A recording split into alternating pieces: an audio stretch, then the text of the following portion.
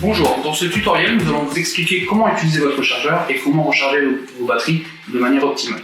Dans un premier temps, nous allons alimenter électriquement le chargeur. Une fois votre chargeur correctement branché, celui-ci va émettre deux bips. Quand vous voyez le LiPo clignoter sur le côté de l'écran, cela signifie que votre chargeur est correctement branché. Vous allez pouvoir brancher votre batterie.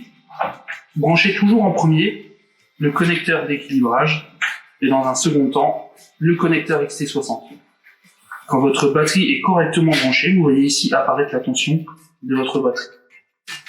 Pour démarrer le chargement, il suffit tout simplement de rester appuyé sur le bouton Start pendant 2 secondes. Le chargement se lance. Il est important, avant de lancer le chargement, de toujours vérifier votre vitesse de chargement. Là, en l'occurrence, c'est une batterie neuve. Nous allons recharger à la vitesse la plus basse, soit 300, qui correspond à 0,3 ampères/heure. Quand le chargement s'effectue correctement, vous allez voir votre LED vert qui va clignoter 4 fois d'affilée.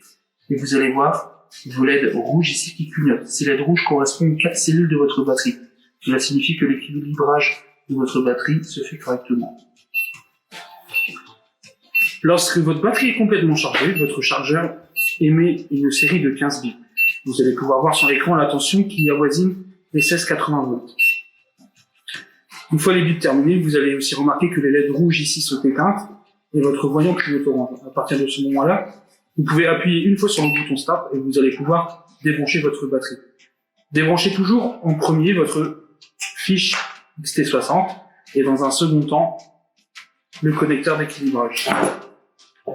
Si jamais vous souhaitez recharger vos batteries au bord de l'eau, il suffit tout simplement d'utiliser le câble avec les pinces crocodile qui vous permettra de brancher votre chargeur sur une batterie 12 volts. Si vous êtes équipé du système CarPlunge et de la Launchbox, c'est encore mieux.